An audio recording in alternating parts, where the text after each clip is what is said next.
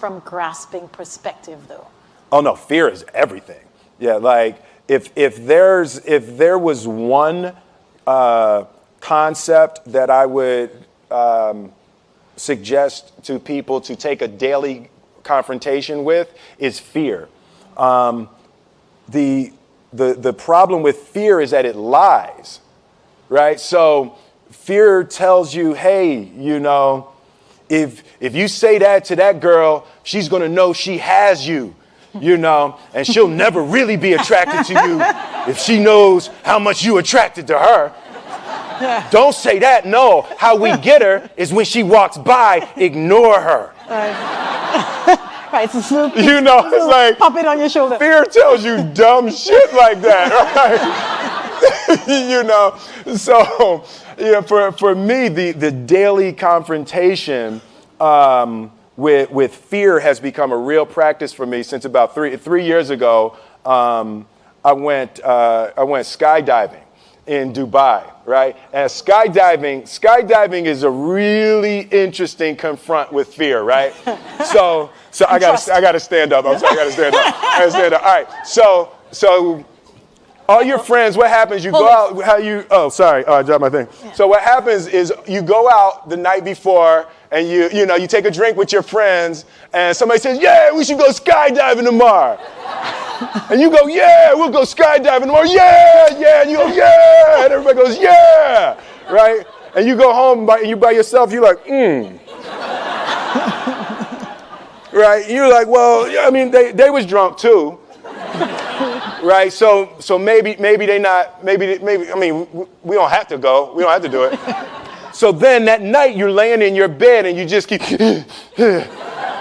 and you're terrified. You keep imagining over and over again jumping out of an airplane, and you can't figure out why you would do that, right? And you're laying there and you have the worst night's sleep of your life, but you still have the hope that your friends were drunk, right? So you wake up the next day and you go, down and you say where you were going to meet and everybody's there. You're like, oh, shit. All right, cool. Right? So you get in the van and you don't know that your friends had the same night that you had because they're pretending like they didn't. They're like, yeah, man, my uncle's a Navy SEAL and, this is going to be great. I've been looking forward to this. And you're like, oh, my God. And your stomach is terrible. You can't eat and everything, but you don't want to be the only punk who doesn't jump out of this airplane. So you get there and then you have this safety brief. And you're standing there, and the guys will tell you, well, if the chute doesn't open, what's going to happen is you're doing, well, why the hell, what could happen? That the chute wouldn't open, right? So you do a thing, and what you do is your first jump, you're attached to a guy who is going, he's going to walk you out. So you go, and you get there, and there's an airplane, and nobody's stopping. Everybody's still going. So you get onto the airplane, and you're sitting there, and it's extra because you're sitting on some dude's lap, some stranger. You're sitting on his lap, and it's like, you trying to make small talk. Yeah, man. So you be jumping with people all the time, huh? Right? So, and then you just want to make sure, you got kids, right? You got people you need to see, right? You just want to make sure he's serious, right? So you get in there, so everything's normal. So you fly and you go up to 14,000 feet, and you notice there's a light. It's red, and it's yellow and green, right? So right now the light's red. So then you start thinking at some point the light's going to go green, but you don't know what's going to happen, right? And you wait, and it goes yellow, and the light goes green, and somebody opens the door, and in that moment you realize you've never been in a freaking airplane with the door open. Right? Terror. Oh, sorry, I'm spitting. Oh, sorry. No, terror. Right? So you go, and then, if you were smart, you sat in the back so you don't go first, right? And then people start going out of the airplane. And you go, and the guy walks you up to the end of the thing, and you're standing, and your toes are on the edge, and you're looking out down to death. And they say, on 3. And they say, 1, 2, and he pushes you on 2 because people grab on 3, right? Right? And you go, And you fall out of the airplane, and in 1 second, you realize that it's the most blissful experience of your life. You're flying, right? It doesn't feel like falling, right? It's like you actually are kind of held a little bit by the wind, and then you start falling, and there's zero fear. You realize that the point of maximum danger is the point of minimum fear. It's bliss. It's bliss. And you're flying.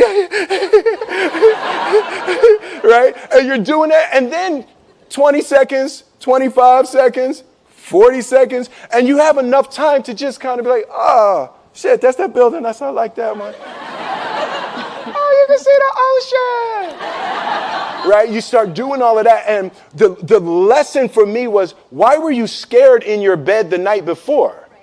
What do you need that fear for? Just don't go. Why are you scared in your bed 16 hours before you jump? Why are you scared in the car? Why could you not enjoy breakfast?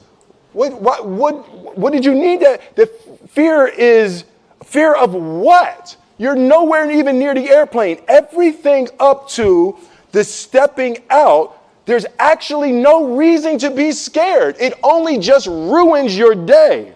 You don't have to jump. And then in that moment, all of a sudden, where you should be terrified is the most blissful experience of your life.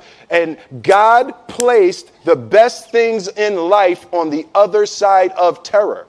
On the other side of your maximum fear are all of the best things in life. You know? Mm-hmm. So that was sorry. So that was, no, it's good. That was my experience with skydiving and fear. All right. All right. So practically speaking. But I didn't like that take. I'm going to do it again. Back to the top. I can sell that better. Oh, no. But when you decide to do something like that, like how does it work practically? Do you call your wife and be like, I might be dead tomorrow. Right. No, but that's, but I made a drunk promise. Yeah, I made a drunk promise. Yeah. How about this? So I jumped. I had such a mystical, powerful, spiritual experience. I flew home and got my sons, and I went back, and 10 days later, my sons jumped, right? Yeah. Now, that was a little different. Oh, see, that makes me stand up, right? Because I'm scared, right? So Jaden went first, right? Jaden wants to do everything first. So I'm sitting there and I'm like, yeah, my sons are going to have this crazy experience. And then Jaden went out of the airplane. And I was like, Then my oldest son, Trey, goes up and he goes out of the airplane. And I was like, this could potentially be the worst display of African-American parenting in history. Right. I was like, both my sons just fell out of an airplane. Jumped. Right? Jumped. Right. Because I told them to. But again, the fear again. I was like, oh my God. So I told the dude, I was like, listen, I want to see them go out, but I also want to see them land. And he's like, no, it's cool. So this time we went out and we did the straight bullet, and I just went straight down past them. Right. I was like, and he's like, good. Right, did the bullet straight past, pulled the chute late. Oh, sorry, it makes me spit. I'm sorry. Pulled the chute late, landed, and then videoed them coming down. But it was like, they had the same thing, the same experience with the fear. But that I'm telling you, the confrontation with fear is an absolute magical way of facing the things we have to do in this life. You know? Forget security, live for experience, right? So with that, every morning when I get out of the bed, you know, I haven't fixed everything in the world yet, so there's always something to do. And in this film, I read an interesting quote for the Siddhartha Gautama, the Buddha. He said that good people have to get out of the bed every day and try to empty the ocean with a ladle, right? And I thought that was, you know, I knew that was profound, and I paused for a second, and I said, all right, what the hell is a ladle, right? Right, so then, you know, I touched it on my iPad, it's ladle. Oh, it's like a big spoon, okay. As we it's say, like a soup spoon, yeah. It's like a soup spoon. I was like, why are you a soup spoon? So trying to empty the ocean with a soup spoon, you know, as the mentality of how you wake up every day to try to do good in the world. So for me, I'm really driven by continually trying to elevate my mind and elevate my spirit and care for my body, and to be able to love as many people as effectively as possible with this mystery of life that I've been given.